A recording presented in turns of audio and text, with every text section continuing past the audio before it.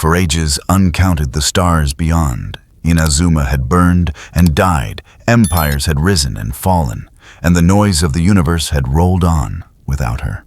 Raiden remained a constant in a cosmos of decay. The storms of mortal ambition no longer reached her. The prayers of gods had long since faded into silence. Only stillness endured the perfect unchanging rhythm she had named eternity. Yet perfection is not peace. Even the void hums when listened to long enough. Somewhere beyond her reach, something vast and alive had begun to stir, a discordant note bleeding through the silence she had built. And though she did not yet know its name, the universe had already chosen to test her eternity.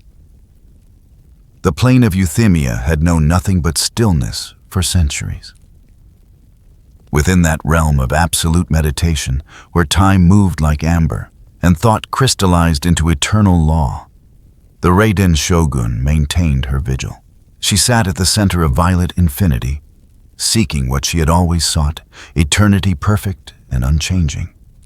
The realm existed outside conventional space, a dimension carved from pure will and sustained by discipline that had never once wavered. Here in this sanctuary of her own making, she was both prisoner and jailer, both seeker and the sought. The meditation was not peace. It was purpose made manifest, a single intent stretched across infinite moments. But something had broken the rhythm. It began as a tremor in the electric current that formed her consciousness, a pulse that did not belong to the carefully ordered tempo of her existence. She felt it first in the space between heartbeats that never beat, in the silence between thoughts that never ceased. The disturbance was small, barely perceptible, yet it resonated with a wrongness that could not be ignored.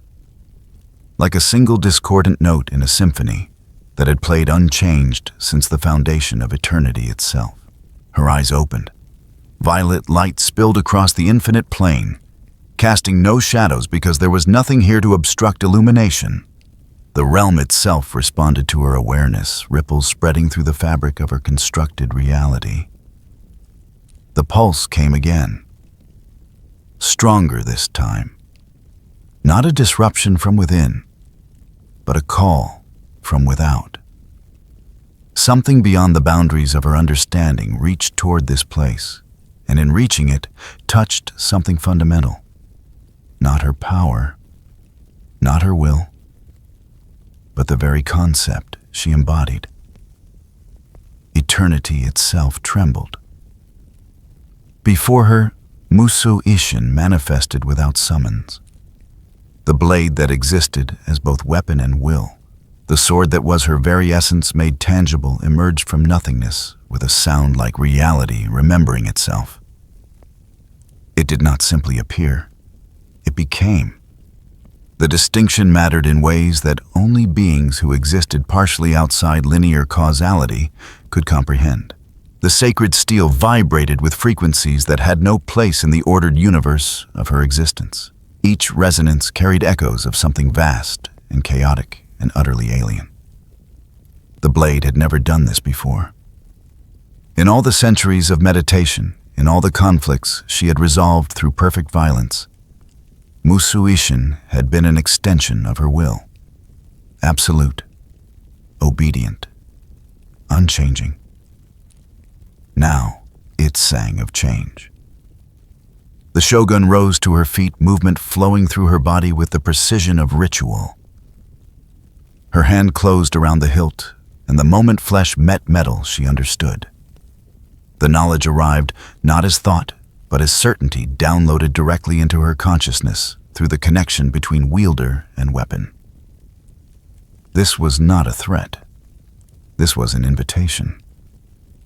The sword was showing her something, a path, a possibility, a place where eternity existed not in stillness, but in motion, where the constant was not the absence of change, but change itself made permanent, where war never ended and therefore death never won. A rift tore through the plain of Euthymia. Not the clean geometry she might have expected, but a wound that bled colors without names. Through it, she glimpsed a realm that made even her eternal consciousness recoil. The Sea of Souls, they called it in that universe. The Warp. The Imperium. A dimension of pure emotion and thought, given terrible form where the laws of physics bowed to the whims of beings that fed on mortal suffering and where reality itself was negotiable. The Shogun had seen much in her existence. She had witnessed the fall of nations, the death of gods, the slow entropy of civilizations. But this was different. This was not a place where things ended. This was a place where things never ended, because ending implied resolution, and here there was only continuation. Eternal screaming, eternal hunger, eternal becoming. Demons turned their infinite attention toward her. Things with too many eyes and not enough faces shrieked laughter that tasted of madness. They sensed her nature immediately, a constant in a realm of flux. A pillar of order thrust into an ocean of delirium. A being whose very existence was an insult to the fundamental nature of their domain. False constant. They howled, their voices scraping against her mind like claws on metal. The Eternal Mother sends no such child. What are you who dares walk in our domain, unchanged? The creatures pressed closer to the rift, drawn by curiosity and hunger in equal measure. They were aspects of greater powers, fragments of attention from beings that existed across multiple realities simultaneously. To them she was novelty, entertainment, a new flavor of suffering to sample. The Shogun did not answer. Words were unnecessary.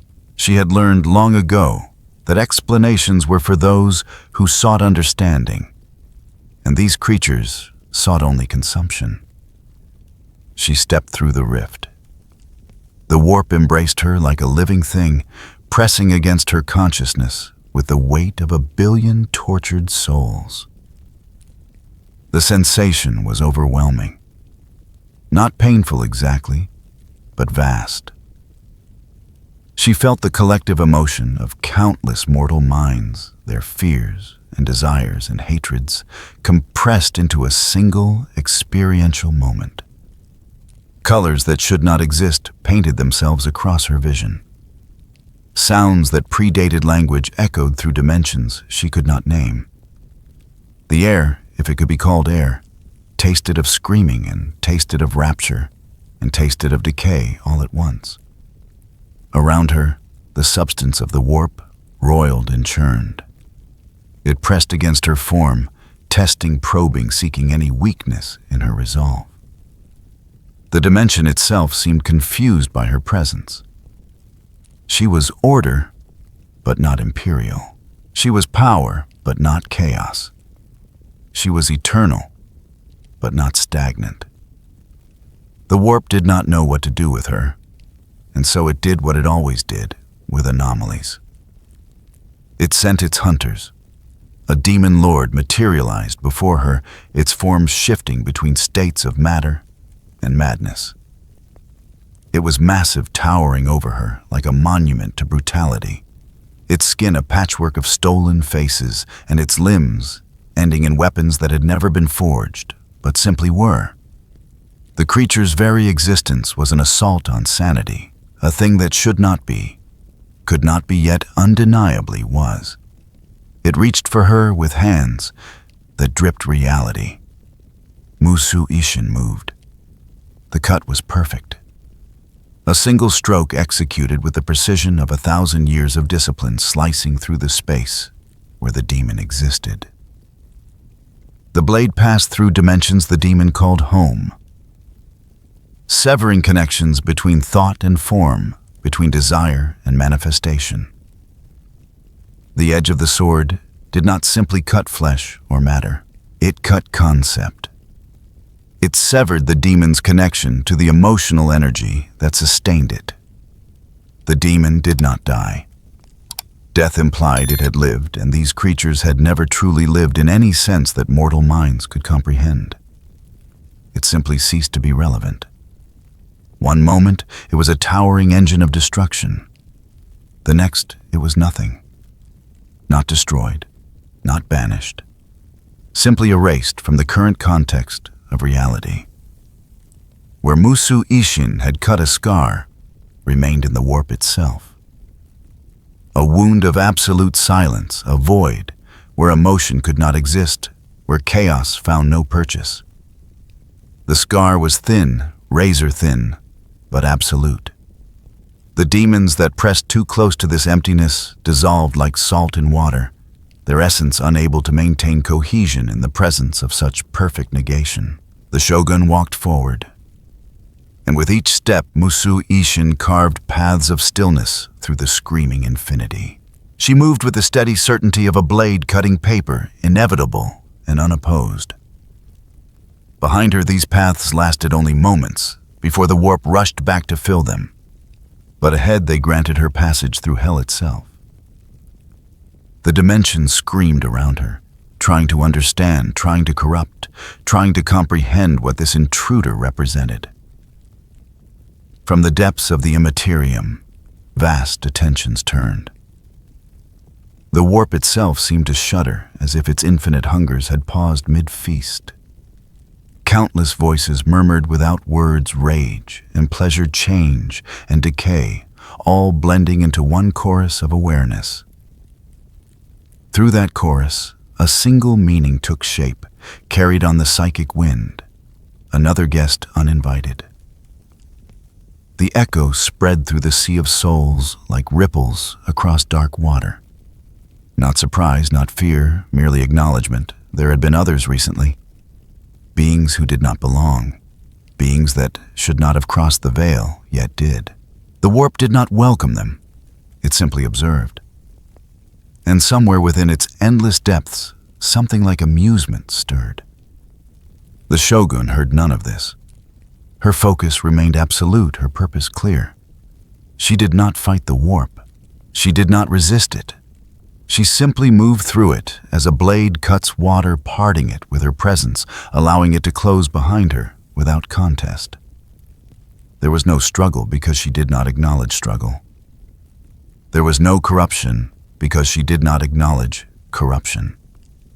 There was only movement, deliberate and unstoppable, toward whatever destination Musu Ishin was guiding her toward. Then at last, gravity called. The warp spat her out above a world of iron and ash. She fell through atmosphere thick with industrial smoke, through clouds that rained oil instead of water, through air that screamed with the distant roar of war. The planet's surface rushed up to meet her, a landscape of scrap metal mountains and rust-colored plains, where nothing natural had grown for millennia. Wreckage stretched to every horizon. The ruins of starships, larger than cities, lay half-buried in toxic soil. Factories the size of nations belched smoke into a sky that had forgotten what stars looked like. This was an orc world. A planet conquered and reshaped by the green tide, where the only industry was the industry of war, and the only purpose was the eternal fight. Somewhere in the distance, massive structures that might have been temples or fortresses or simply very large weapons jutted into the polluted sky. Closer, scattered across the wasteland, were signs of recent battle. Craters that still smoldered. Wreckage that still sparked. Bodies that still twitched. Musu Ishin remained in her hand, its violet glow casting strange shadows across her descending form. The blade pulsed with cold light. Each pulse synchronized with her heartbeat, each pulse sending ripples through the fabric of reality itself. The sword was satisfied. This was the place. This was where eternity would be tested. She landed without sound, without impact, her feet touching earth that had forgotten the meaning of stillness. The ground did not crater. The air did not shockwave. She simply was suddenly standing on solid ground, as if she had always been there. As if the universe had adjusted itself to accommodate her presence rather than the other way around. Around her, stretching to every horizon, an army stirred. Green-skinned giants, crude and brutal and laughing, turned their red eyes toward the figure wreathed in violet lightning. They had been killing each other moments before, as was their eternal custom, but now they paused. Hundreds, thousands, tens of thousands. An ocean of green flesh and crude metal unified in a single moment of collective curiosity. They had never seen anything like her. The Shogun looked upon them without judgment, without fear, without any emotion at all. Her expression was the same expression she had worn in the plane of Euthymia in the warp in every moment of her endless existence. Calm, absolute, eternal. Her grip on Musu Ishin tightened slightly, not in preparation for combat, not in anticipation, simply acknowledging that what came next was inevitable. Thunder rolled across the wasteland, though no storm clouds gathered above. The sound was deep, resonant, carrying through the polluted air with a clarity that should not have been possible. It was not natural thunder. It was the sound of reality itself adjusting to her presence. The sound of two forces meeting, order and chaos, discipline and freedom, eternity and the moment. Somewhere in the warp, the chaos gods leaned closer to observe. They sensed what was about to unfold, and even beings beyond mortal comprehension felt a strange anticipation. This was new. This was interesting. This might even be important. The silence before the storm lasted one heartbeat longer. Then the first orc raised its weapon and roared. The roar was not a sound. It was a force. It rippled through the air like a physical thing, carrying with it the collective fury of 10,000 green-skinned giants who had spent their entire existence seeking one perfect moment of violence. The orc that had initiated the challenge stood atop a pile of scrap metal, its crude weapon raised above its head in a gesture as ancient as warfare itself. Around it, the ocean of green flesh surged forward, a tide of muscle and metal and absolute certainty that the small figure before them would break like everything else eventually broke. The Shogun did not move. She stood in the exact same position she had occupied upon landing, her posture neither defensive nor aggressive, simply present, her eyes violet and cold as a distant stars tracked the approaching horde with the kind of attention one might give to weather patterns or ocean currents. Natural phenomena, inevitable, requiring acknowledgement but not concern. The first orc reached her.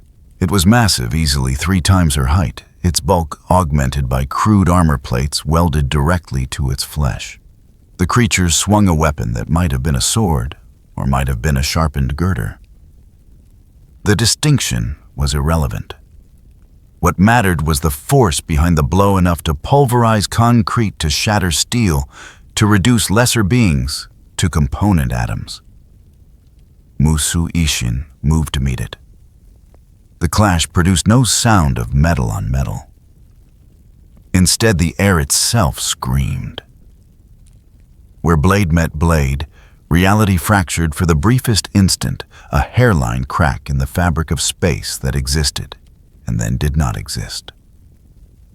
The orc's weapon, forged in the fires of 100 battlefields and strengthened by the collective belief of its entire species that it was unbreakable, shattered. Not broke, not bent. Shattered molecular bonds simply ceasing to maintain cohesion in the presence of something that cut deeper than matter. The orc stared at the stump of its weapon. Its expression, insofar as its crude features could convey such things, suggested confusion. This was not how fights worked. Weapons did not simply stop existing. Musu Ishin completed its arc. The blade passed through the orc's torso without resistance, the cut so clean that for a moment nothing happened. The creature's upper and lower halves remained aligned, held together by nothing more than momentum and the universe's brief uncertainty about whether this was physically possible. Then gravity asserted its dominance, and the orc fell in two perfectly bisected pieces. The horde paused. Not stopped. Not retreated. Paused. The distinction mattered. Orcs did not fear death. They were born from spores, lived for war, and died in battle if they were fortunate. But this was different. This was not the familiar violence of blade meeting flesh of blood and screaming and the glorious chaos of combat. This was something else, something that suggested the rules they understood might not apply here. Then one of them laughed. It started as a rumble in the chest of a particularly large specimen, a sound like boulders grinding together. The laugh spread infectious and inevitable, rolling through the horde like thunder across plains. They were not laughing at death. They were laughing at the promise of a good fight. The best kind of fight. The kind where you did not know if you would win, which made winning matter. They charged. What followed was not a battle. It was an education. The Shogun moved through the orc horde like wind through grass. Her path marked not by the bodies she left behind, but by the spaces where violence had been, and then ceased. Musu Ishin sang as it cut each strike a perfect note in a symphony of annihilation. The blade did not hack. It did not cleave. It separated. Wherever it passed, things that had been one became two, became nothing, became irrelevant to the continuing narrative of combat. An orc with a crude firearm pulled the trigger. The projectile, a solid slug of metal accelerated by chemical explosion, crossed the distance between barrel and target in a fraction of a second. The Shogun did not dodge. She simply was not where the projectile arrived. The metal passed through space she had occupied a moment before, and she stood now behind the shooter, Musu Ishin already completing its stroke. The orc felt its weapon still warm in its hands. They came at her in waves. 10, 20, 50. Numbers ceased to matter. Each wave broke against her like water against stone, and she remained. Constant, unchanging. The ground around her became slick with fluid that was almost but not quite blood green and luminous and carrying the faint smell of fungus. Still they came. Because orcs did not understand defeat until they experienced it, and she was teaching them a new definition of the word. But something strange was happening.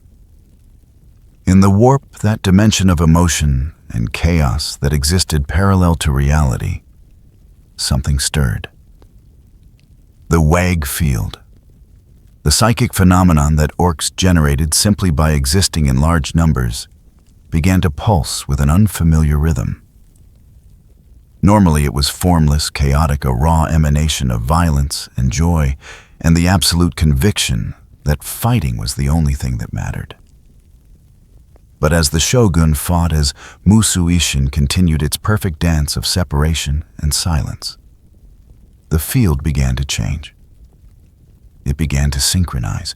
Each stroke of her blade sent ripples through the Imperium. Not the chaotic disruption that violence usually caused, but something else, something ordered. The electrical energy that naturally accompanied her existence, the fundamental force that defined her nature, was bleeding through into the warp. And the Wayag field, that massive reservoir of collective orc consciousness, was responding to it the way iron responds to a magnet. The orcs felt it in their bones. They did not understand. It could not have articulated what was happening, even if their limited vocabulary had contained the necessary concepts, but the sensation was undeniable. Their movements began to synchronize without conscious effort. Where before they had attacked in a glorious chaos of individual initiative, they now moved with something approaching coordination. Not discipline, not yet. But the first stirrings of it, the potential for it. Thunder rolled across the wasteland. The sound was different now. Not the random percussion of violence, but something with rhythm, with pattern, with purpose. An orc war boss stepped forward from the crowd. War boss Krug, leader of the local warband, victor of 100 challenges and survivor of campaigns that had reduced entire worlds to ash. He was larger than his fellows, his body a canvas of scars and crude augmentations, his weapon a massive cleaver that had been forged from the hull of a starship. He looked upon the figure surrounded by the bodies of his warriors, and he understood something that his primitive mind could barely contain. This was not an enemy. This was a test. "You fight good," he said, and his voice was thunder given form. The words were crude, his tongue unused to any communication beyond orders and challenges. But there was something in his tone, some quality that suggested he was reaching for concepts beyond his normal grasp. "You make the lightning dance." The Shogun stopped. For the first time since the combat began, she paused. Musu Ishin held in a guard position that suggested readiness rather than aggression. She looked at the war boss, and her expression remained as cold and impassive as it had been since her arrival. But she had stopped. She was listening. "We come here to fight." Krog continued gesturing at the wasteland around them, at the ruined factories and the distant mountains of scrap. "This world is ours. We take it. We fight each other. We wait for someone strong to come." He took a step forward, his massive frame somehow conveying something that might have been respect. "You are strong. You make the sky sing." The other orcs had stopped attacking. They surrounded the two figures in a rough circle, thousands of red eyes fixed on this moment. In their simple way, they understood that something important was happening. Something that would define what came next. The Shogun studied the war boss. Her analytical mind, trained through centuries of governance and warfare, cataloged everything about him. The way he stood, the scars on his body, the crude intelligence in his eyes. He was not sophisticated. He would never be sophisticated. But he was honest in his purpose. He existed to fight, and he recognized in her something that could give his fighting meaning. "You seek war," she said, and her voice cut through the wasteland air like the blade she carried. It was the first time she had spoken since her arrival, and the sound of it made the assembled orcs fall silent. Not because it was loud, because it was absolute. War without end, war without purpose beyond itself. "Yes," Krug replied, and the simplicity of his answer carried more weight than any elaborate explanation. "We are made for this. We know nothing else." For a long moment the Shogun considered this. In the plane of euthymia, she had sought eternity through stillness, through the elimination of change, through the creation of a reality so perfect that nothing would ever need to alter again. But the warp had shown her something different.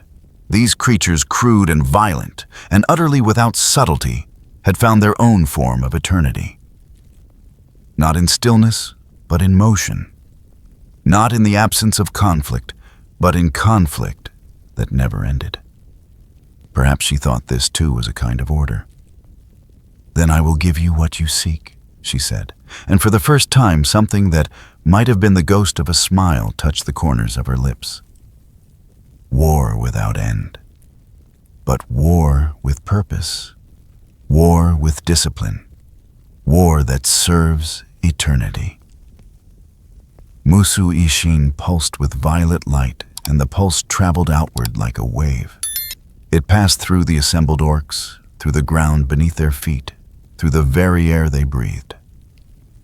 In the warp, the Wag field surged in response its formless chaos, suddenly finding structure. Not control, not domination, but synchronization. The collective psychic energy of the orc horde, normally a formless expression of their love of violence, suddenly had a center, had a focus, had a heartbeat. The heartbeat of eternity itself. The orcs felt it flow through them, this new sensation. It was still violence. It was still the joy of combat.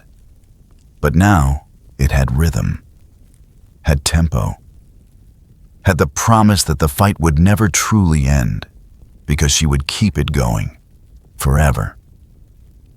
She would give them what they craved most, not once, not in a single glorious battle, but in an endless succession of conflicts that would only grow greater with time. War Boss Krug dropped to one knee. The gesture looked awkward on his massive frame, his body unused to anything resembling submission. But he made it anyway because instinct told him that this moment mattered, that this figure before him was not just strong.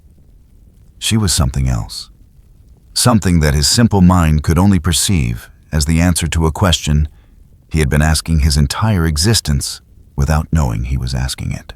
"You are the loudest," he said, and his voice carried a reverence that orcs rarely showed to anything. "You are the brightest. You make the storm listen." He raised his massive head, his red eyes meeting her violet ones. "We will follow the storm, boss." The title rippled through the assembled horde. Storm Boss. Not a war boss who ruled through strength alone, but something more, something that controlled the fundamental forces themselves. The orcs began to chant it, thousands of voices creating a sound like distant thunder. Not words anymore, just rhythm. Just the acknowledgement that something had changed. The Shogun looked upon them, these creatures of pure violence and simple joy, and she made a decision that would reshape the galaxy. She would accept their allegiance. She would shape their chaos into something greater. She would give them the eternal war they craved, but she would make it purposeful. She would make it matter. She would transform their mindless violence into a force that could cut through reality itself. She would teach them that war could be both eternal and ordered, that discipline and destruction were not opposites, but partners, that the thunder could serve a greater purpose while still being thunder. "Rise," she commanded, and War Boss Krug stood. "We will make war together, not as you have known it, but as it was always meant to be." Around them, the orc horde let their approval roll through the air, thousands of voices creating a sound like ground shakes given rhythm. The sound was different now, still brutal, still primal, but underneath it, if one listened carefully, was something new. A pattern, a beat, the first notes of a symphony that would crescendo across worlds. In the warp, powers older than empires turned their attention toward the planet of scrap and iron. They did not speak aloud, for such beings had no need of words. But intention rippled through the Imperium like stones cast into infinite waters. Battle itself recognized her shape, saw in her the promise of conflict without end. Change recalculated 10,000 plans, adjusting for a variable that refused to fit established patterns. Excess lingered in hungry fascination, drawn to the perfection of her discipline, married to the chaos of existence. Even decay paused, if only for a heartbeat, uncertain in the presence of something that time could not touch.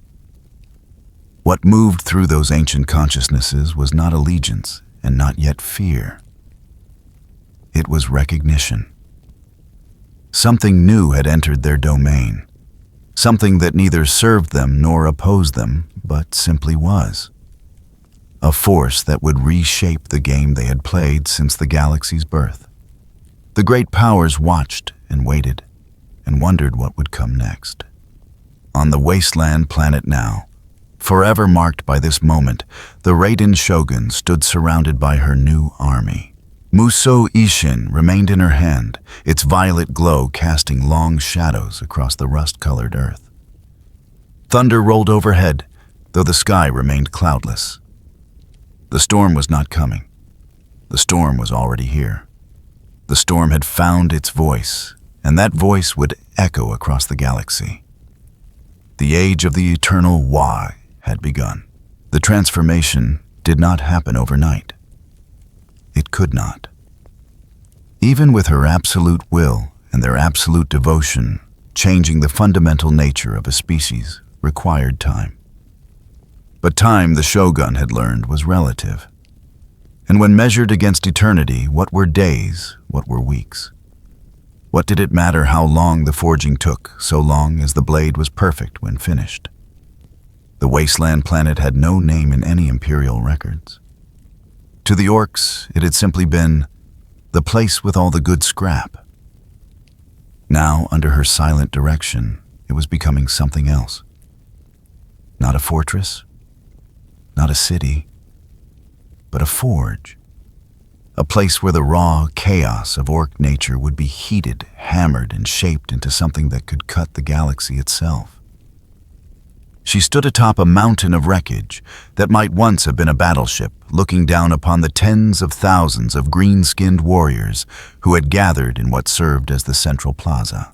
They stood in rough formations, closer to order than orcs had ever achieved before their natural inclination toward chaos, fighting against the new rhythm that pulsed through their collective consciousness. War Boss Krug stood at the front of the assembly, his massive frame an anchor point for the others. He had appointed himself her first lieutenant, though she had never given him the title. He simply was, and the other orcs accepted it, because strength recognized strength, and his strength now came not just from his muscle, but from his proximity to the storm. "We march when you command," he said, his voice carrying across the assembled horde. The words were simple, but they represented a revolution. Orcs did not wait for commands. They fought when the urge took them, charged when blood called, lived in the eternal present of violence. But now they waited. Because she had taught them that waiting made the eventual release sweeter. The Shogun raised Musou Ishin. The blade caught the dim light of the polluted sky. Violet energy rippling along its edge like captured lightning. She did not speak. Words were unnecessary. The gesture itself was a command, and through the Wei egg field, through the psychic connection that now bound this horde to her will, they felt her intent as clearly as if she had shouted it. Thunder rolled across the wasteland. Not natural thunder. The sky was wrong for it, the clouds too thin, the air too still. This was thunder of her creation's sound, given form through will alone. One pulse. Clear. Resonant. Absolute. The orcs moved. They moved as 1,000s of feet striking the ground in perfect synchronization, not marching exactly. Their gait was still too crude, their coordination too imperfect for anything that could be called a proper military formation.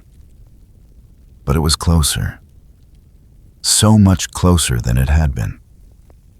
Where before there had been chaos, now there was the suggestion of order. Where before there had been individual violence, now there was collective purpose. She had been teaching them rhythm. Every day, since her arrival, since the moment Krug had knelt and named her storm boss, she had worked with them, not through words. Orcs understood action, not explanation. She demonstrated, and they learned. She showed them that violence could have tempo, that chaos could serve structure, that their love of war could be transformed into something greater, without losing what made it sacred to them. The training grounds stretched across kilometers of rust-colored earth. She had marked out patterns in the dirt, simple geometric shapes that meant nothing to the orcs, but served as focal points for her instruction. Here they practiced moving in formation. There they practiced firing their crude weapons in synchronized volleys. Beyond, in a crater that still smoldered from some ancient battle, they learned to attack in waves, each wave breaking against imaginary enemies at precisely the right moment to maximize devastation. They were terrible at it by any standard military assessment. Their formations broke constantly. Their aim was atrocious. Their discipline lasted only as long as she watched them directly. But they were learning. Each day the chaos diminished by the smallest fraction. Each day, the rhythm grew stronger, and the Waeg field responded. In the warp, the psychic phenomenon that orcs generated simply by existing had begun to change fundamentally. Where before it had been formless emotion, raw and chaotic, it now had structure. The field still pulsed with violence and joy and the absolute conviction that fighting was life's only meaning. But now those pulses came at regular intervals. Now the violence had pattern. Now the chaos danced to a beat. Muzu Ishin was the conductor of this symphony. The blade existed partially in the material world and partially in something else, some dimension that was neither warp nor reality, but the space between them. When the Shogun wielded it, when she let its power flow through her into the waiting minds of the orc horde, it acted as a regulator, a stabilizer. It took the formless energy of the Waeg and gave it shape, gave it purpose, gave it the structure that transformed it from random noise into music. The mech boys had been the first to truly understand. They were the technicians of orc society, the ones whose psychic field was so strong that they could make machines work through pure belief. They understood instinctively that if you believed something worked, if you convinced enough orcs that it worked, then it did work. Reality was negotiable when you had enough collective faith. Now they approached her with offerings. Crude weapons they had modified, adding electrical components that had no right to function but did anyway. Choppas that crackled with captured lightning. Shutas that fired rounds wreathed in violet energy. Armor plates that hummed with stolen thunder. They called them electric choppas and storm shutas, and a dozen other names, but what they really represented was faith. Faith that her power could be channeled. Faith that her thunder could be theirs. She accepted the offerings without comment. Then she showed them how to improve the designs. Not through explanation, but through demonstration. She would hold a weapon, and Muzu Ishin's energy would flow into it, showing the mech boys where the connections could be stronger, where the belief needed to be reinforced. They watched with religious attention, their crude minds barely grasping the principles, but understanding the results. Their creations became more effective. The thunder got louder. The weird boys were different. They were the psychers of orc society beings whose connection to the Waeg field was so strong that it threatened to burn them alive from the inside. They were both blessed and cursed, capable of unleashing devastating power, but always teetering on the edge of annihilation. Most orc warbands kept them chained or penned, unleashing them only when the madness could be directed at enemies. She freed them. It was a calculated risk. Weird boys untethered could explode, taking entire warbands with them. But she had observed them, had felt their connection to the field, had understood that their problem was not too much power, but uncontrolled power. They were conduits without grounding lightning rods in permanent storm. All they needed was discipline. She taught them to chant. The concept was alien to them at first. Orcs grunted, shouted, roared. They did not chant, but she showed them that words could have rhythm, that sound could be shaped, that their voices could become weapons as devastating as any gun, if properly synchronized. She gave them phrases, simple constructions that meant nothing in themselves, but served as focal points for their power. The Litany of Flash. They called it, though the words themselves were irrelevant. What mattered was the rhythm, the pulse, the way their voices merged into a single harmonious thunder that channeled the wag field instead of being consumed by it.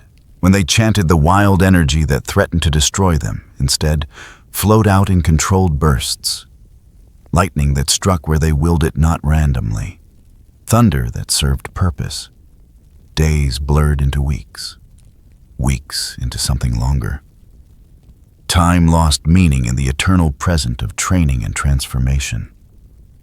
The Shogun stood at the center of it all, unchanging, an absolute, her presence the anchor point around which everything else revolved.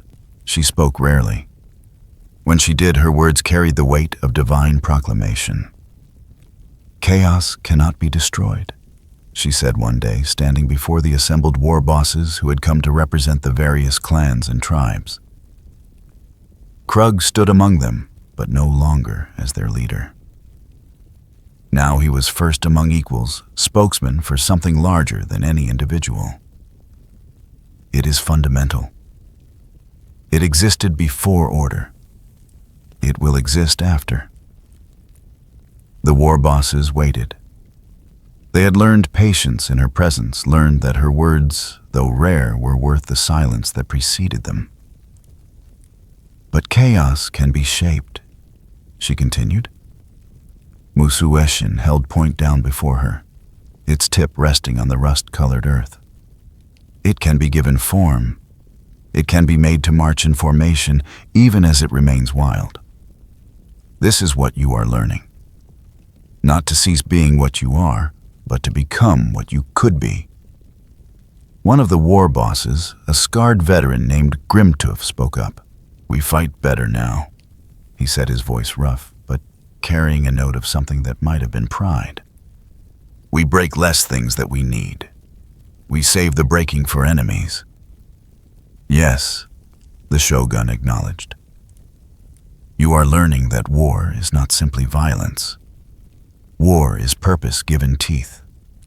You have always known the teeth. Now you are learning the purpose." Thunder punctuated her words, rolling across the wasteland in waves that matched the rhythm of her speech. The sound was not coming from the sky anymore. It was coming from the ground itself, from the collective psychic energy of 100,000 orcs whose consciousness had begun to synchronize around her as a center point. "When will we fight again?" Krug asked. The question was not impatient. It was genuine curiosity. The boys are getting restless. They understand the training, but they need to test themselves. The Shogun considered this. She had been preparing them, yes, but for what? What enemy would properly test what they were becoming? What target would demonstrate to them the difference between what they had been and what they now were? As if in answer, Musu Ishin pulsed. The blade's violet light intensified, and through it she felt a resonance from somewhere distant. Not a threat, not a call, but a presence. Something that existed in ordered space, something civilized and structured and absolutely convinced of its own righteousness. The kind of order that mistook control for peace, that built walls and called it sanctuary. The Imperium. "Soon," she said, and the word carried promise. "You will have your war, but not random violence, not mindless destruction. We will strike with purpose. We will show the galaxy what disciplined chaos can achieve." The war bosses roared their approval, the sound echoing across the wasteland. But it was different now. Even their roaring had rhythm. Even their joy had pattern. They were not less orc. They were more. They were chaos that had learned to march.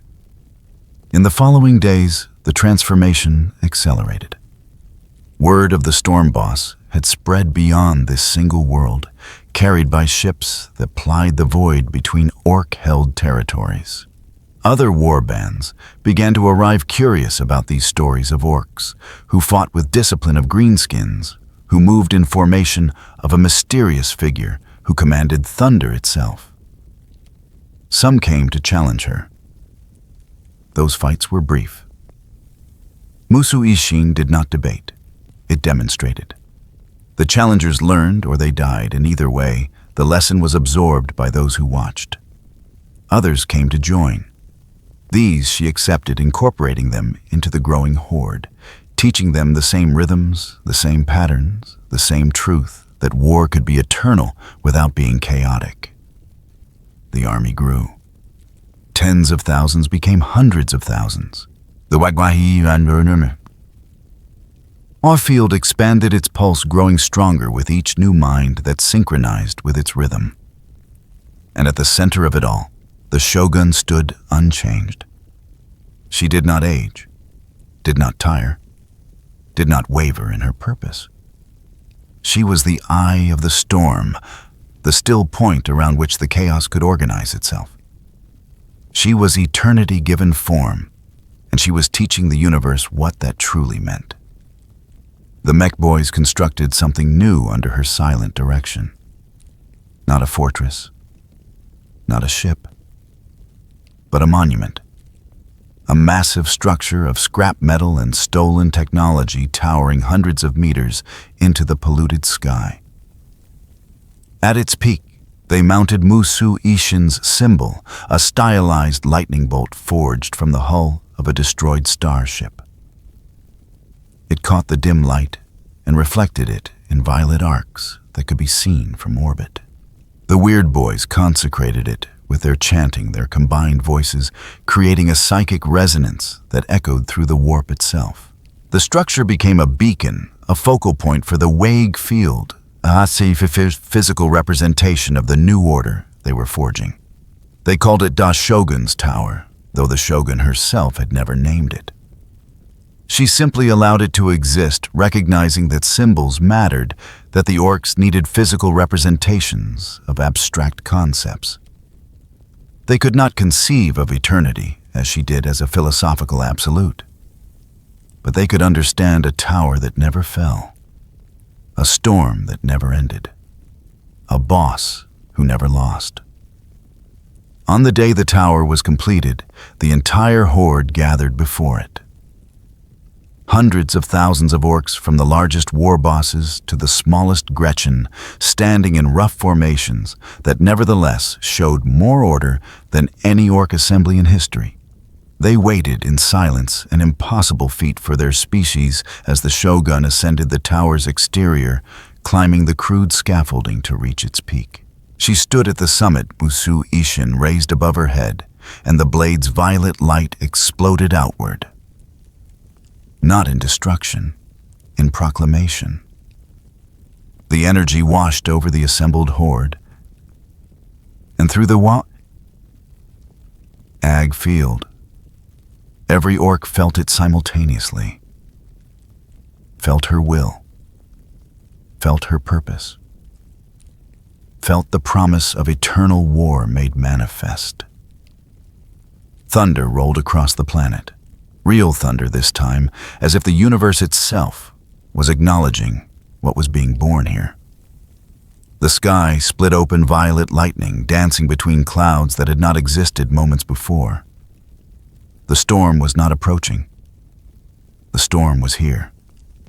The storm was them. And in that moment, as one voice, the horde spoke. Not shouted, not roared, spoke with a clarity and purpose that should have been impossible for their species. Shogun of the Storm, The title echoed across the wasteland, across the warp, across the galaxy itself. It was not a name they gave her. It was a recognition of what she was, what she had always been, what she would always be. The eternal storm, the disciplined chaos, the war that never ended, but always had purpose. In the warp, powers older than time turned their attention toward the scrap world. Battle itself recognized the shape of what she had forged, saw in the disciplined horde a reflection of war. Perfected. Change adjusted 10,000 calculations, accounting for a variable that refused all prediction. Excess lingered in fascinated observation, drawn to the marriage of perfect control and primal chaos. Even decay paused in its eternal work, uncertain before something that time could not diminish. What stirred in those ancient consciousnesses was neither alliance nor opposition. It was acknowledgement. Something new walked the galaxy, something that used their domain without serving it, that shaped chaos without destroying it, that promised eternity through motion rather than stagnation. The great powers watched, and in watching understood that the game had changed. On the wasteland planet, the Shogun descended from the tower. The horde parted before her, thousands stepping aside in perfect synchronization. She walked among them, Musu Ishin's light illuminating their scarred faces, and they looked upon her with something that transcended mere loyalty. They saw in her the answer to their species' eternal question. What was the point of war? Why fight? Why exist? She had shown them. War was the point. Fighting was the reason. Existence was eternal conflict made purposeful. They were born for this, and she would ensure they never lacked for it. She would give them battles that mattered, enemies worth fighting, a war that never ended because it served something greater than itself. The age of random violence was ending. The age of purposeful war was beginning. And at its heart stood a figure who had sought eternity in stillness and found it instead in motion. The Shogun, the storm, the eternal blade that would cut the galaxy into a new shape. The thunder spoke her name, and the orcs answered with their own. The Waigi had found its rhythm. The chaos had learned to march. And the universe, unknowing and unprepared, would soon feel what happened when order and chaos stopped fighting and started cooperating. The storm was ready. The blade was sharp. The war eternal was about to begin. The moment arrived not with fanfare, but with silence. For 3 days and nights, the wasteland planet had trembled with the collective energy of hundreds of thousands of orcs, preparing for something they could not name but understood in their bones. They had built structures massive and crude, forming a vast amphitheater of scrap metal and stolen stone that spiraled inward toward a central point. At that point, they had erected a platform, and upon that platform, they waited for their Shogun. The sky had turned the color of old bruises purple and black, shot through with veins of violet lightning that never struck the ground. The atmosphere itself had become charged, saturated with potential energy that made the air taste of ozone and iron.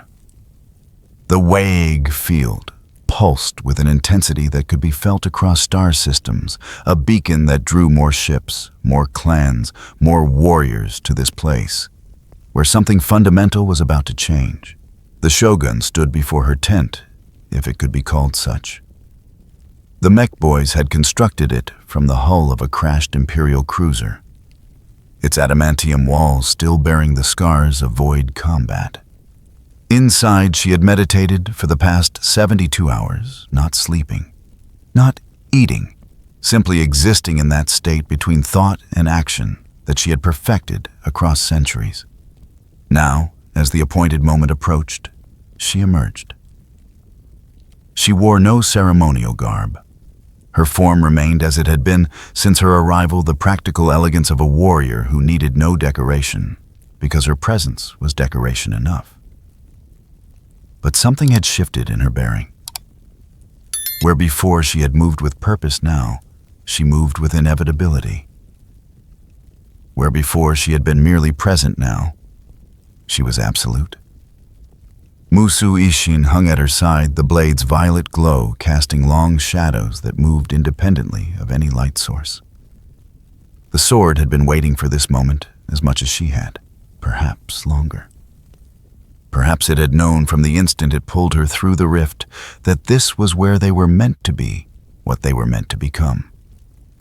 The walk to the platform was ceremonial without being ceremony. She did not hurry. She did not pause. She simply walked, and with each step, the assembled orcs fell silent. Hundreds of thousands of green-skinned warriors beings, whose entire existence revolved around noise and violence, stood in perfect silence as she passed. They did not bow. They did not need to. Their stillness was acknowledgement enough.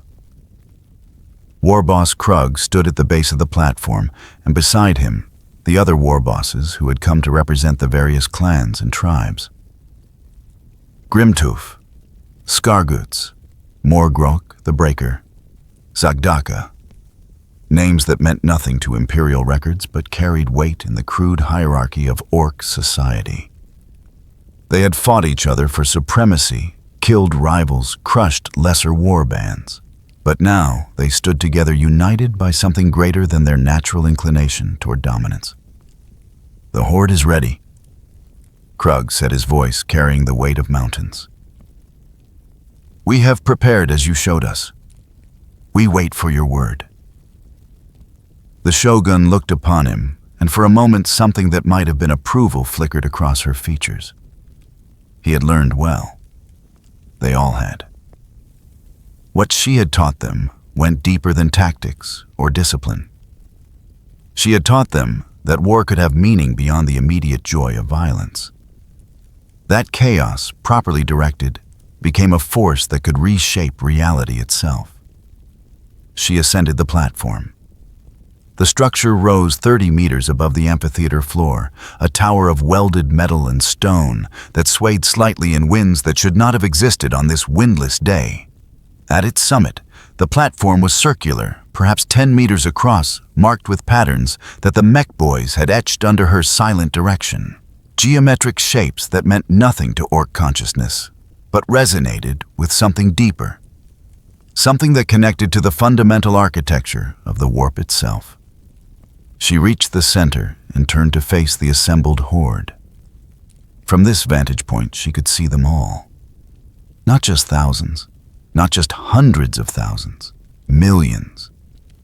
They stretched to every horizon, a sea of green flesh and crude armor, and weapons that should not function, but did anyway, because they believed they would. The sheer psychic weight of their collective presence pressed against reality, like a physical force warping space around them in ways that would have driven mortal observers mad. They looked up at her, and in that moment, every single one of them felt her attention, not as individuals, but as a collective, as a single organism made of millions of parts, all synchronized to the same fundamental rhythm. "The way!" Achfield hummed with anticipation, a low note that resonated in bone and steel and the very ground beneath their feet. The Shogun raised Musu Ishin above her head. Lightning answered. Not from the sky, from the blade itself. Violet energy exploded outward in a sphere that encompassed the entire amphitheater, a dome of pure electrical force that crackled with power that mortal physics could not contain. The orcs felt it wash over them, through them becoming part of them. It was not painful. It was awakening. When she spoke, her voice carried not through air, but through the warp itself. Every orc heard her as clearly as if she stood beside them, her words resonating in their minds with the absolute certainty of fundamental truth. You were born to fight. The statement was simple, declarative, incontrovertible. The orcs knew this, already had known it from the moment they emerged from their spores, but hearing it spoken aloud by her made it something more, made it sacred. You exist because war exists. You draw breath because conflict draws breath. You find joy in violence because violence is the fundamental state of a universe that refuses to stay still. Thunder rolled across the planet, each word punctuated by the deep percussion of reality, acknowledging truth. I have walked through dimensions seeking eternity. I sought it in stillness, in meditation, in the construction of a realm where nothing would ever change, where time itself would cease its forward motion and all things would remain as they should be. A pause. The assembled millions waited, barely breathing, though breathing was unnecessary for many of them. I was wrong. Those 3 words carried more weight than any declaration of power. To admit error was to acknowledge limitation, and gods did not have limitations. Yet here she stood acknowledging her own misunderstanding, and in that acknowledgement, she became something greater than any god. She became truth itself. Eternity is not the absence of change. It is change that never ends. It is motion that never ceases. It is the endless dance of creation and destruction, of violence and renewal of war without conclusion. Musu Ishin pulsed, and the pulse was felt across star systems. You understand this. You have always understood this. You fight not because you seek victory, but because fighting itself is the purpose. You war not to end wars, but to ensure that war continues forever. This is not madness. This is wisdom that the civilized universe has forgotten in its quest for peace. She lowered the blade, pointing it toward the horizon. I exist to guide you, to give your endless war purpose, to transform your chaos into a force that will sweep across this galaxy and prove that life is conflict, that meaning is found in struggle, that eternity is achieved not through stillness, but through motion that never ends. The orcs were enraptured. Their simple minds could not grasp the full philosophical weight of what she said, but they did not need to. They felt it. They understood it on a level deeper than thought, in the primal core of what made them what they were. I make you this promise. The words fell like hammer blows. I will give you war that never ends. No day without battle. No night without conflict.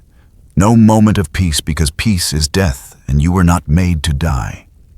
You were made to fight, to laugh, to exist in the glorious chaos of eternal struggle. Her smile appeared then. It was not the warm smile of affection or the proud smile of a teacher watching students succeed. It was cold, perfect, beautiful in the way that a blade is beautiful, in the way that lightning is beautiful. It was the smile of something that had transcended mortal concerns and found joy in pure, absolute purpose. The expression transformed her features, revealing a terrible and magnificent beauty that made even these crude warriors understand that they stood in the presence of something divine. This is my vow to you. This is what eternity means. Not an end, but a beginning that never concludes. War that feeds upon itself and grows stronger with every battle. Conflict that transcends planets and stars and the very fabric of space. You will have your way, and it will be eternal. The horde erupted, not in chaotic screaming, though there was sound enough to shatter stone, but in synchronization. Millions of voices speaking the same words at the same moment, with the same rhythm, creating a psychic shockwave that rippled through the warp and caused demons to pause in their eternal games. Wag for the Shogun. The words were not orc dialect. They had transcended that, become something purer, something that carried meaning beyond mere language. They were a declaration, an oath, a fundamental reshaping of what it meant to be orc. The Shogun drove Musu Ishin downward, plunging the blade into the platform beneath her feet. The effect was immediate and catastrophic. The platform cracked, but not with destruction, with transformation. Violet light exploded from the point of impact, spreading outward in geometric patterns that matched the etchings the mech boys had carved. The patterns began to glow brighter and brighter until they were visible from orbit. The light spread through the ground itself, creating a web of energy that encompassed the entire planet. In the warp, something unprecedented occurred. The Wag field, that formless expression of orc collective consciousness, crystallized. It did not solidify, did not lose its fundamental nature, but it gained structure. It became a storm with an eye, a chaos with a center. The psychic energy of millions of orcs, normally dispersed and random focused into a single coherent force that pulsed with the rhythm of Musu Ishin's heartbeat. The planet became a beacon, an anchor point, a place where the boundary between warp and reality grew thin, not through weakness, but through deliberate design. Ships in nearby systems felt it. Navigators screamed and covered their third eyes. Astropaths fell silent, overwhelmed by the sheer intensity of what they sensed. Across a dozen sectors, Imperial forces looked up from their endless wars and wondered what new horror had been born. But it was not horror. It was purpose made manifest. The eternal Wag had begun. Time passed. Days, weeks. The planet continued to transform, becoming something more than a simple orc world. It became a forge, yes, but also a temple. A place where the faithful came to witness the storm at its center. Where the Shogun stood at the heart of a psychic maelstrom that would have destroyed any other being, but sustained her absolutely. Fleets gathered in orbit. Crude orc vessels patched together from a dozen different ships, each one barely functional by Imperial standards, but kept flying through pure collective belief. They numbered in the thousands, the tens of thousands. The largest gathering of orc military might seen in this sector for centuries, all united under a single purpose. The Shogun walked among them now, not just in body, but in consciousness. Through the Wag field, she touched every mind simultaneously, not controlling, not dominating, simply present. A constant awareness that directed without demanding, that guided without forcing. The orcs followed her, not because they feared punishment, but because following her meant eternal war, and eternal war was paradise. When the Armada finally departed the wasteland world, it did so with purpose. Not random raiding, not aimless violence, but directed conquest. The Shogun had chosen their target carefully. An imperial world, not a fortress, not a military stronghold, but a populated planet where billions lived in the false security of civilization's protection. Argo Prime. The world was a jewel in the Segmentum Pacificus, a hub of trade and culture, a place where art and commerce flourished under the Emperor's light. Its defenses were formidable, its garrison well-trained, its orbital platforms bristling with weapons that had held back Xeno's threats for generations. The people of Argo Prime had never known conquest. They believed themselves safe. They were wrong. The storm arrived without warning. One moment the system was clear. The next the warp tore open, and through that tear came thunder. The orc fleet emerged in perfect formation, an impossibility that made the system's defenders pause in confusion before terror replaced confusion. Orcs did not attack in formation. Orcs did not coordinate. Orcs did not move with military precision. These did. The battle for Argo Prime lasted 6 days. On the first day, the orbital platforms fell, not to random assault, but to coordinated strikes that targeted structural weak points with terrifying accuracy. On the second day, the fleet descended, and the planet's surface batteries opened fire, only to find their targeting solutions anticipated their firing patterns countered before they could establish effective fields of fire. On the third day, the drop pods fell. Millions of orcs descending through atmosphere wreathed in violet lightning, landing not in chaos but in waves, each wave calculated to exploit the gaps left by the previous one. The defenders fought bravely. They died bravely. But they died nonetheless. The Shogun descended on the fourth day. She did not come in a drop pod. She simply appeared standing at the center of the planet's capital city, as if she had always been there. Musu Ishin in hand, violet energy crackling around her form. She looked upon the terrified populace with the same cold expression she had worn since her transformation. When she moved, cities fell. Each stroke of Musu Ishin was precise, surgical, devastating. She did not kill indiscriminately. She destroyed infrastructure, command centers, communications arrays, anything that allowed coordination, organization, resistance. She left the people alive not from mercy, but from purpose. They would bear witness. They would carry the tale. They would spread the word across the Imperium that something new walked the galaxy. The orcs followed in her wake, and where they passed, they did not simply destroy. They conquered. They claimed. They planted their crude banners and declared this world now belonged to the eternal Why. It would be the first of many. On the 6th day, Argo Prime fell completely. The governor surrendered, though his surrender meant nothing. The Imperium's authority here had already ceased to exist. In its place, something else had taken root.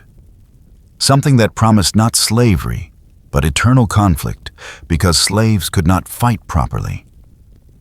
And what use was conquest if it did not lead to more war?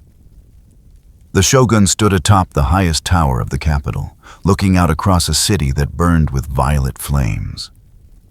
Behind her, the orc horde celebrated, their voices raised in victory. Chants that had rhythm now had purpose, had the cadence of war given musical form.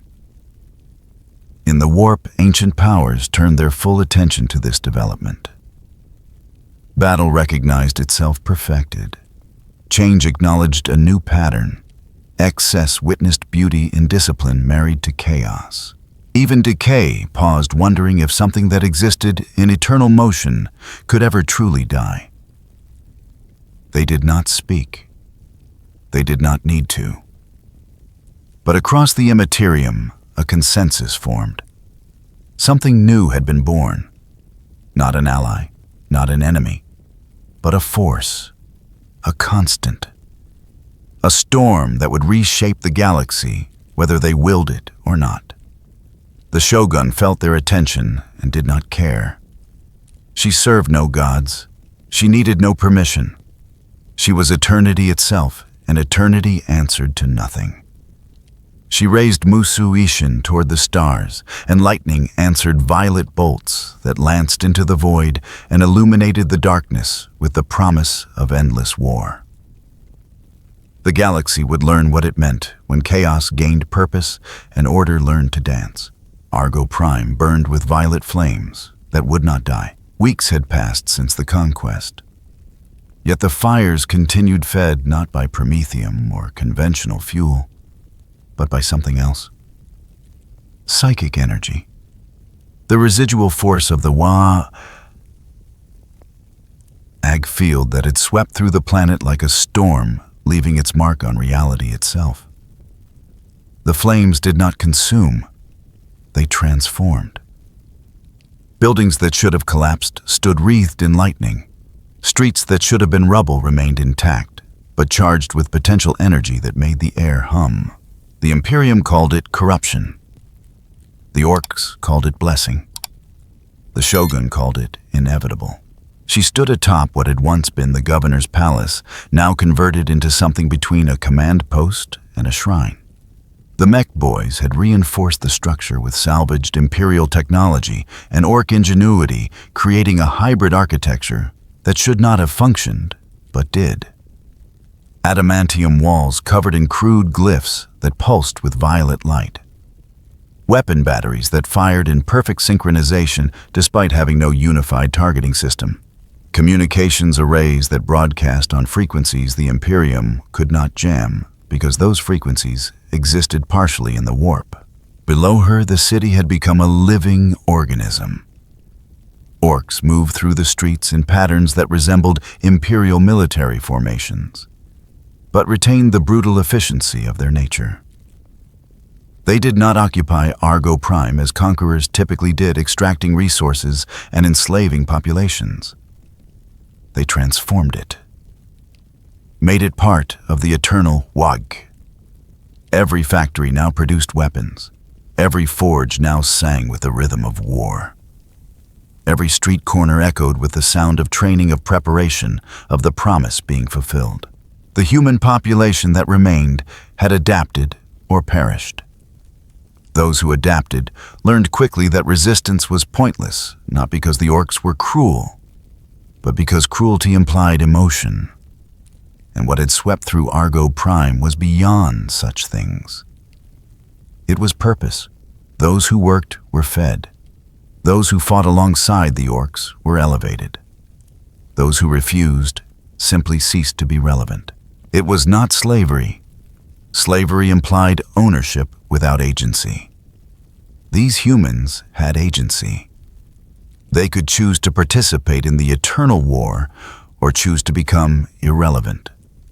Most chose participation, because even in this twisted new order, there was certainty. There was purpose. There was the promise that as long as they served the war would give their existence meaning. War Boss Krug approached from behind his heavy footsteps, announcing his presence long before he spoke. He had grown in the weeks since Argo Prime's fall, not in size, but in bearing. The crude war boss who had first knelt before her had become something else. A general, a disciple. A warrior who understood that strength was not just violence, but violence with direction. "The fleet gathers," he said, his voice steady and measured. 300 ships now. More arrive each day. Word spreads through the void. They come to see what we have built. The Shogun did not turn. Her gaze remained fixed on the horizon, where violet lightning danced between clouds that had not existed before her arrival. "They come because they feel it," she said. "The Wag field extends beyond this world now. It touches every orc within a dozen systems. They feel the rhythm. They understand what it promises." "Eternal war, Rustum," Krug confirmed. "The boys are restless. They want to fight again. Argo Prime is conquered. They seek new battles. Then they shall have them." The Shogun turned and Musu Ishin gleamed at her side, its violet light reflecting in her eyes. She looked upon Krug, and for a moment something that might have been satisfaction crossed her features. He had exceeded even her expectations. He had become not just strong, but wise. He understood that war without purpose was waste, but purpose without war was stagnation. "Gather the war bosses," she commanded. "It is time to show them what comes next." The War Council convened in the palace's central chamber, a vast space that had once hosted imperial bureaucrats discussing trade agreements and tax revenues. Now it hosted something far more significant. 30 war bosses, each representing a clan or tribe that had sworn allegiance to the eternal Warg. They stood in a rough circle, their postures aggressive, yet controlled their eyes fixed on the figure at the chamber's center. The Shogun stood before a hololithic display that the mech boys had repurposed from Imperial technology. The displays showed the surrounding sectors, each system marked with symbols denoting Imperial presence, Orc holdings, or contested space. It was crude by Imperial standards, but it served its purpose. Argo Prime was a test, she said, her voice carrying absolute authority. A demonstration of what disciplined chaos can achieve. You have proven that orcs can fight with coordination, with strategy, with purpose beyond the immediate joy of violence. The war bosses rumbled their approval, the sound like distant thunder. Now we expand. She gestured and the hololithic display shifted, highlighting multiple systems in sequence. Each one pulsed with violet light as she spoke. These worlds, all Imperial, all defended, all convinced of their safety behind walls and weapons and the protection of their corpse god emperor. Her tone carried no mockery, only statement of fact. They will learn that walls mean nothing when chaos learns to march. That weapons are useless when the enemy fights with purpose. That their emperor's protection extends only as far as his servant's ability to resist. One of the war bosses, a scarred veteran named Throgrot, stepped forward. That's a lot of worlds, boss. Even with what we got now, that's going to take time. Years, maybe. Good, the Shogun replied, and her smile was cold and perfect, revealing a beauty that even these crude warriors could recognize as terrible and magnificent. We have eternity. Let the Imperium scramble. Let them reinforce. Let them prepare. It will make their fall sweeter.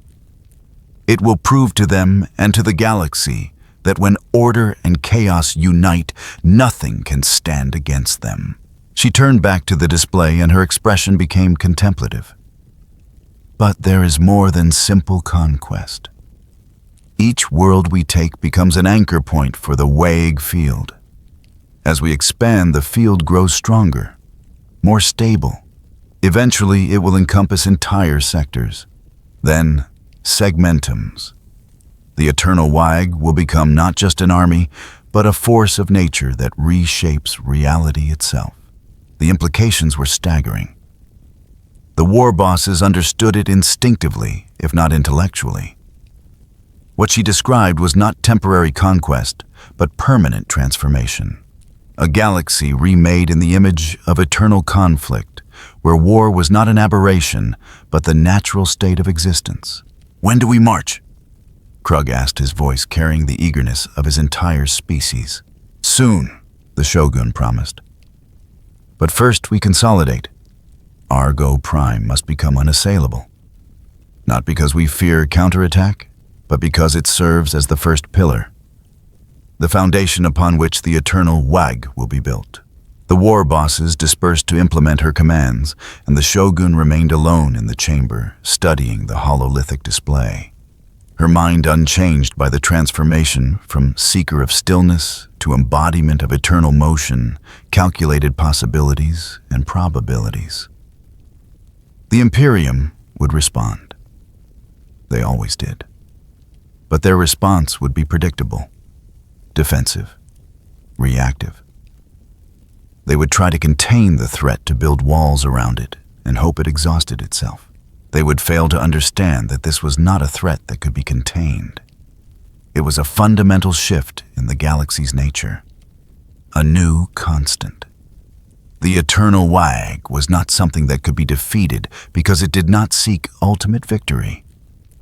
It sought perpetual conflict, and perpetual conflict could not be ended, only embraced or destroyed by.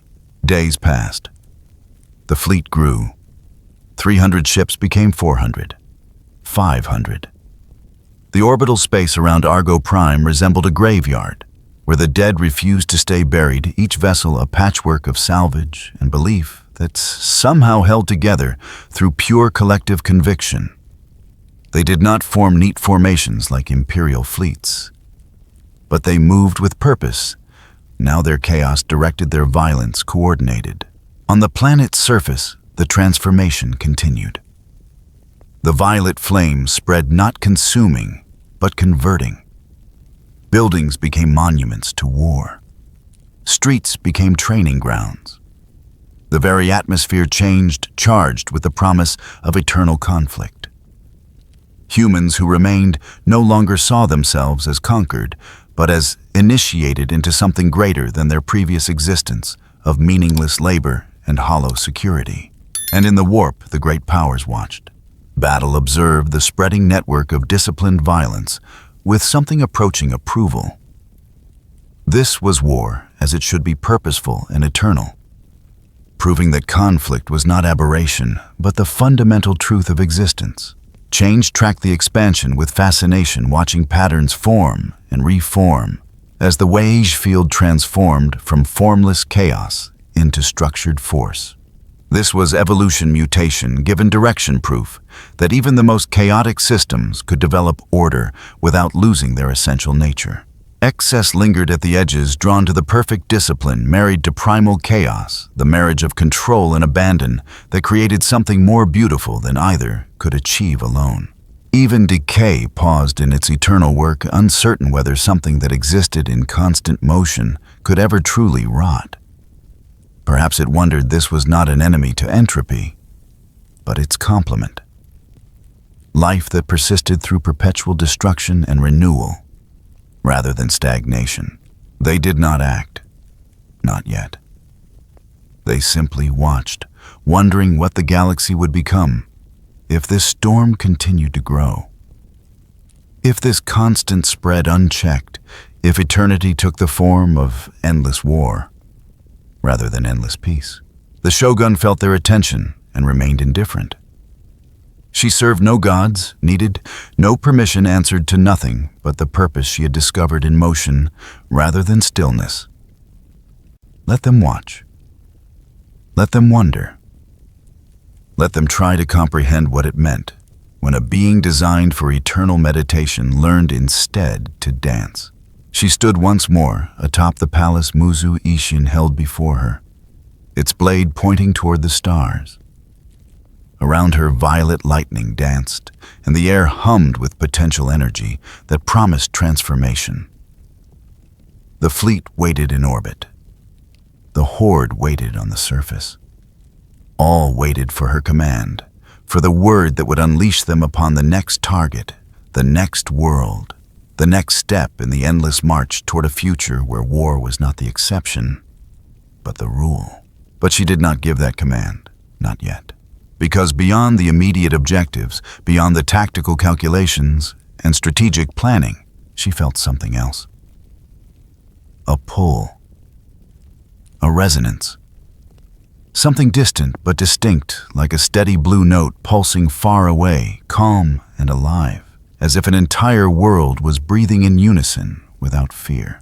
She extended her senses through the way. Ag field. Following that resonance outward through the warp, past the boundaries of known space towards something that existed at the edge of perception. The sensation was subtle, almost imperceptible, but it was there. A presence, a force. Something that existed in opposition to everything she had become, yet called to her nonetheless. Order without chaos, peace without conflict, stillness that was not stagnation, but achievement. Everything she had once sought and abandoned, existing somewhere in the void, real and tangible, and thriving, in defiance of the universe's fundamental truth. And it repulsed her, not with the visceral disgust of corruption or the instinctive rejection of wrongness. This was something deeper, philosophical. The place she sensed was clean. Too clean, ordered without the struggle that gave order meaning, peaceful without the war that made peace precious. It was a world where suffering had been solved, where conflict had been eliminated, where every inhabitant lived in harmony, not because they had earned it through blood and thunder, but because someone had simply made it so. It was obscene. Life without struggle was not life. It was existence. Comfortable, safe, meaningless existence. The beings in that distant place did not know what they had lost.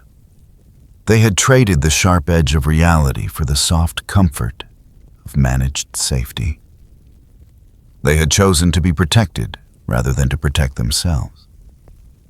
They had accepted peace as a gift rather than forging it as a weapon. Worse, they thrived. Their society functioned. Their people prospered. They had achieved what the Imperium pretended to offer, what chaos promised, but never delivered what every civilization claimed to want, but none could maintain. They had created sustainable peace, and in doing so, they had committed the greatest blasphemy against existence itself. They had proven that war was not necessary. The shogun's hand trembled on Musu Ishin's hilt. Not with rage, with certainty. That place could not be allowed to stand as it was, not because it threatened her, but because its very existence was a lie that the galaxy might believe. If peace without war was possible, if harmony without conflict could be sustained, then everything she had discovered, everything she had become, would be rendered optional, rather than inevitable. She could not permit that. Her eyes narrowed. Her grip on Musu Ishin tightened. That cold, perfect smile touched her lips once more, transforming her features into an expression of terrible and magnificent beauty. "There," she whispered, her voice carrying through the way field to every orc who served her cause. "In the darkness, something that believes peace is possible. Something that thinks stillness is achievement." Krug appeared beside her, following her gaze toward the void. "You sense something, boss. A challenge," she replied. "A place that has achieved what I once sought. Peace, harmony, order without conflict." She turned to him, and her smile deepened. "They have forgotten the fundamental truth. That life is struggle. That meaning comes from conflict. That eternity is not achieved through stillness, but through motion that never ends." "We're gonna show them. Eventually," the Shogun promised. "First, we continue the work here. We spread the eternal wag across these sectors. We prove to the Imperium that their stagnant order cannot stand against chaos with purpose. And when the time is right, when the storm has grown strong enough, we will turn our attention to that distant light. We will bring them the gift of eternal war. We will show them that their peace is death, and only in conflict can true life be found." She raised Musu Ishin toward the stars, and violet lightning answered, lancing into the void in the direction of that distant resonance. The gesture was both promise and declaration. An acknowledgement that somewhere in the galaxy something waited that deserved the full attention of the eternal Wag. Thunder rolled across Argo Prime, and the orcs answered with their war chant voices synchronized into a rhythm that carried across the void. The sound was not random violence. It was purpose given voice. It was the promise being kept. The galaxy would learn what it meant when eternity chose motion over stillness, when chaos learned discipline, when the storm found its thunder and decided that nothing, not even peace itself, would be allowed to escape its embrace. The Shogun of the Eternal One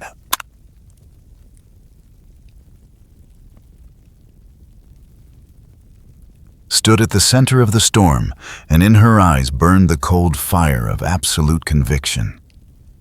She had found her purpose. She had discovered what eternity truly meant, and she would share that discovery with the galaxy one world at a time, until every corner of reality acknowledged the fundamental truth. That war was not the end of peace. War was the beginning of meaning, and meaning once found could never be relinquished. The storm was growing. The blade was ready. And somewhere in the darkness, something peaceful waited, unknowing for the moment, when eternal war would arrive at its doorstep with a promise that could not be refused. Because the Shogun had spoken. And when eternity speaks, the universe has no choice but to listen. The galaxy had learned to listen for the thunder. In the months following Argo Prime's transformation, Reports filtered through Imperial communication networks, like whispers of an approaching storm. Sectors went silent. Astropaths reported disruptions in the warp. Not the chaotic turbulence typical of chaos incursions, but something structured, rhythmic, almost musical in its terrible precision. Fleet patrols encountered orc war parties that moved with uncharacteristic coordination, their vessels no longer the ramshackle collections of scrap that decades of experience had taught Imperial commanders to expect. The Ordo Xenos convened emergency sessions. Inquisitors pored over fragmentary data trying to piece together the nature of this new threat. The designation they settled upon was inadequate but necessary. Anomaly designation. Violet. A storm that walked. A constant in a universe that had long ago learned that all constants eventually fell. On Terra, in halls that had stood for 10,000 years, the High Lords debated responses that would prove meaningless. Some argued for exterminatus, others for containment. None understood that you cannot sterilize rhythm. This was not a threat that could be ended with conventional warfare. This was something that had transformed the fundamental nature of the orc menace from manageable chaos into directed purpose.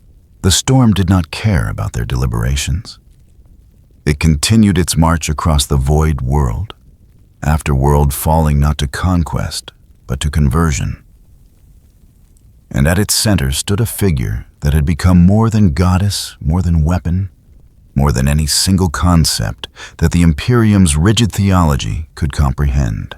The Shogun stood at the prow of her flagship, a vessel remade by mech boy hands into something the Imperium would not recognize. The orcs called it Da Storm Carrier. Around it, 500 vessels moved in formation, their chaos directed, their violence coordinated. The Swa Egg field extended from this fleet like a web binding every orc within a dozen systems to singular purpose. She felt them all through the field. Every warrior preparing for battle. Every mech boy crafting weapons according to designs they believed in with absolute conviction. They were hers now, not through domination, but through promise. A war that would never end. Muzu Ishin rested at her side, its violet light a constant presence. The blade had changed, or perhaps it had simply revealed what it had always been.